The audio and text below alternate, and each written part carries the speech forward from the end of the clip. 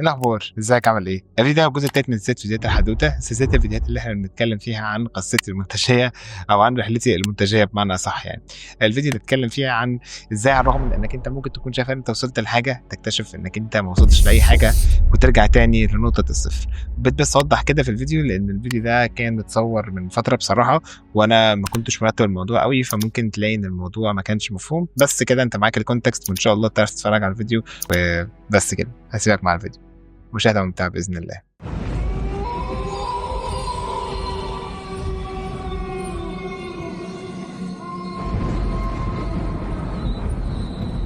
إيه الأخبار؟ إزيك عامل إيه؟ تاني مرة بشرب شاي بلبن؟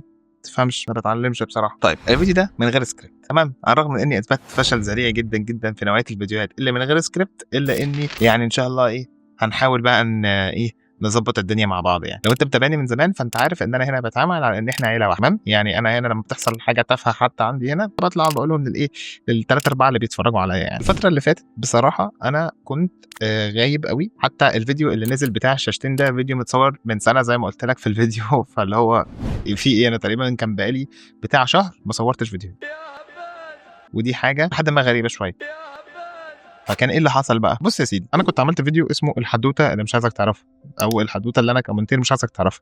الفيديو ده الحمد لله ستيل لسه واحد من اكتر الفيديوهات الناجحه هنا على القناه، وفيديو جميل ولذيذ وزي الفل، وتقريبا داخل في الايه في ال 3000 مشاهده، فانا بالنسبه لي كده الحمد لله يعني على قد التعب اللي انا تعبته على الفيديو بصراحه. الفيديو ده انا كنت نزلته على جروب اسمه فيديو اديتنج ان ايجيبت، ودخلت نمت والدنيا تمام وزي الفل وايه ولا اي حاجه، ولا حاطط باين ان هو اي حاجه، نزلته بس عشان اخد ايه راي الناس اللي موجوده هناك يعني. في تاني يوم لقيت ان في كذا حد بعت لي مسج ريكوست، وانا ساعتها كنت مسافر، وانا راجع على الطريق جربت اشوف مين اللي كان باعت لي في المسج ريكوست، افتكرت يعني، فدخلت لقيت مفيش نتورك اصلا، مفيش اصلا، مش باين اي حاجه، مفيش خالص، فاهم؟ فقلت مش مشكله لما اجي هنا ابقى اشوف. لما وصلت هنا القاهره وفتحت المسج ريكوست اتصدمت حرفيا، دي كلمه قليله، لان انا لقيت حرفيا ناس عندها ملايين وناس عندها 100,000 و300,000، كل دول باعتين لي، وناس انا بتابعهم اصلا وناس بتفرج على الفيديوز بتاعتهم، كل دول باعتين لي على الدي ام بيطلبوا مني ان ابعت لهم الشغل بتاعي وان احنا نظبط ميعاد عشان نشتغل مع بعض. قعدت فتره كده بصراحه مصدوم، مش قادر استوعب هو في ايه يا جدعان في ايه يا جدعان، هو في ايه، هو الناس دي تعرفني منين اصلا؟ وبعد كده استنتجت ان الكلام ده بسبب البوست اللي انا نزلته على جروب الفيسبوك اللي يضم تقريبا بتاع 2 مليون ممبر يعني. خوفي الوحيد ان انا اشتغل فعلا مع الناس دي، بغض النظر عن ده 100% هيأثر على الاداء بتاعي هنا اكتر ما هو متنيل متأثر، اني حاسس ان الموضوع لسه كبير فشخ عليا، فاهم يعني؟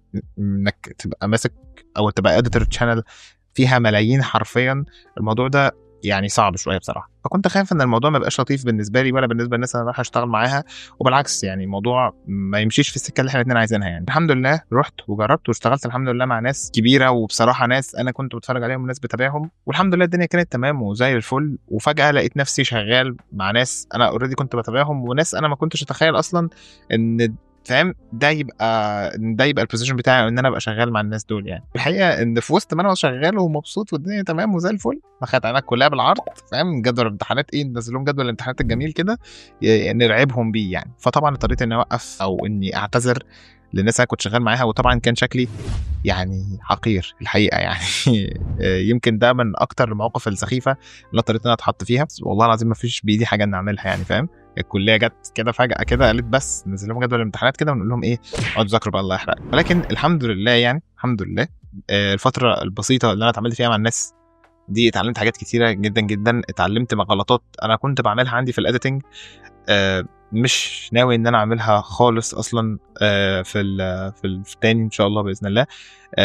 اتعلمت حاجات بالذات كمان عشان انا الايديتنج ستايل بتاعي مختلف شويه عن معظم الايديتنج ستايلز. الايديتنج ستايل بتاعي مميز في حته، او هو مش مميز بصراحه، ده بيفشخني انا في المونتاج يعني، ان انا ما بحبش اخلي ثانيه فاضيه. لما زي ما انت ما بتشوف الفيديو بيبقى مليان افكتس، حتى في ناس اصلا بتشتكي ان الموضوع ده بيبقى مؤذي للعين، بس بصراحه انا بحس برضا نفسي عن نفسي، وانا مبهدل الفيديو بصراحه، جرافيكس وحاجات كده وحاجات عماله تطلع وتنزل. انا بصراحه انا بشوف ان ده انا يعني، فاهم؟ ده زي البصمه كده، او ده زي الستايل بتاعي، مش معناها اني متمسك بيه لدرجه ان انا مش هغيره، هو كده هغير الستايل ده لان انا كده مش هعمر يعني. وفي النهايه حابب اشكر ربنا على الفرصه الجميله اللي جات لي دي، اني اتعاملت مع ناس او اني اشتغلت مع ناس كبار الحمد لله، وشفت وفهمت اكتر، خدت خبره بصراحه، على الرغم من اني زي ما بقول لك فتره كانت قصيره قوي يعني، يعني قليله جدا، ولكن الحمد لله انا قدرت ان اشوف الدنيا بشكل اوسع بكتير من بس اوضتي يعني، فاهم؟ قدرت ان بقى اني اشوف الناس دي بتأدي ازاي، والناس دي بتشتغل ازاي، الناس دي بتصور ازاي، شكل التايم لاينز عندهم عامل ازاي، ايه الحاجات اللي تتعمل وايه الحاجات اللي ما تتعملش خالص. فده اداني خبره بصراحه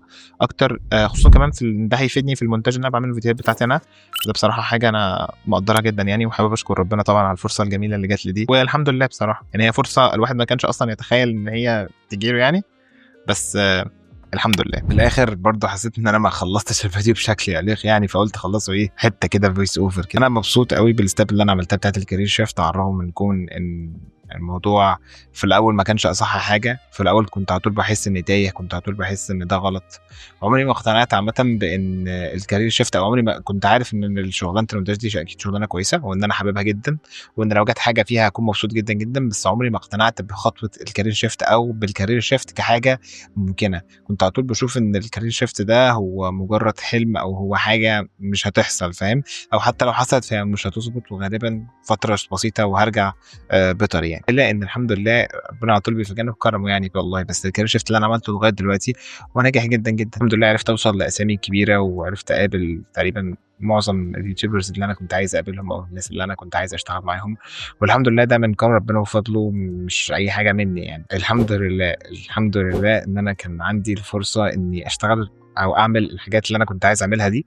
والحمد لله ان ربنا اداني القوه ومكنني ان انا فعليا اخلص او انجز الحاجات اللي انا كنت محتاج اعملها. مش هضحك عليك، الموضوع عمره ما كان سهل، او عمره ما كان الموضوع بسيط انك انت تكارير شيفت، او انك انت تحول من مجال لمجال، وخصوصا ان انت بتحول من كليه طبيه او من مجال طبي. مليار في المية مليار في المية الكليه بيبقى ليها اثر عليك، بتبقى حاسس انك انت بتعمل حاجه غلط، بتبقى حاسس انك انت ده مش دورك انك تفضل قاعد قدام كمبيوتر بال10 بال15 وساعات بال20 ساعه بتedit فيديو. بس انك انت بتعمل حاجه منافيه جدا للمنطق اللي انت بقالك 5 سنين بتجهز عشان تعمله، او الحاجه اللي انت بقالك 5 سنين بتجهز عشان تعملها.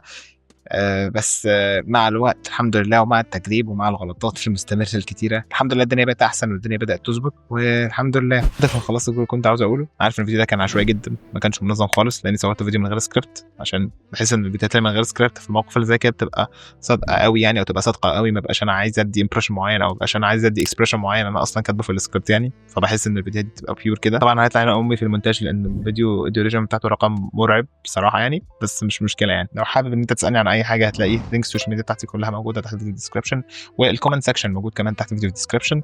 وشكرا لك جدا، واشوفك الفيديو الجاي ان شاء الله. السلام عليكم.